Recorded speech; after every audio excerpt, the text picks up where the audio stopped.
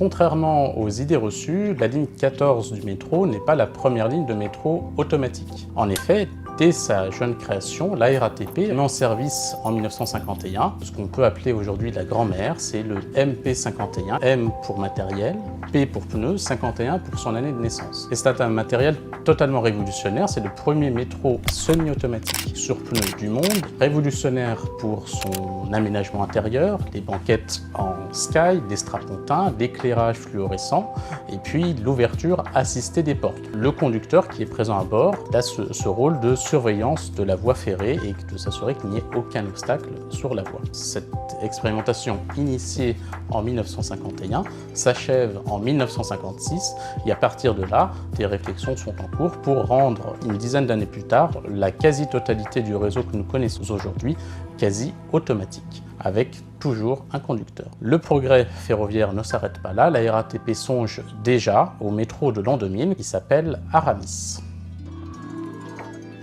De 1970 à 1987, Matra, puis la RATP, tentent de concilier les avantages du transport collectif avec le transport individuel. À l'époque, le concept est simple, c'est de voyager assis, sans changement et sans arrêt intermédiaire avec des véhicules adaptés aux personnes à mobilité réduite.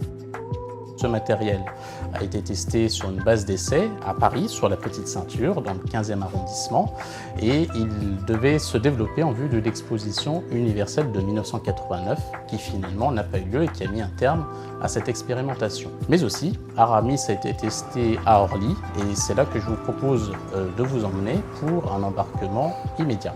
Orlyval, c'est le premier métro automatique du Grand Paris. C'est un métro qui est aussi le pionnier de l'information grâce à ses vitres communicantes qui permettent de donner aux passagers qui vont embarquer dans l'avion d'avoir les horaires de leur prochain vol, la météo de leur destination, ainsi que des informations fournies par France 24, l'un des partenaires de ce projet.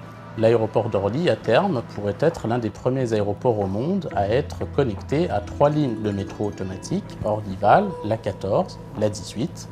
Et Orlyval a permis de lancer la ligne 14 du métro en 1998. Premier métro automatique du monde réalisé par la RATP, a aussi transformé la ligne 1, la ligne 4, et puis aussi à d'autres projets d'automatisation de son réseau pour le moderniser et toujours pour transporter davantage de passagers en toute sécurité.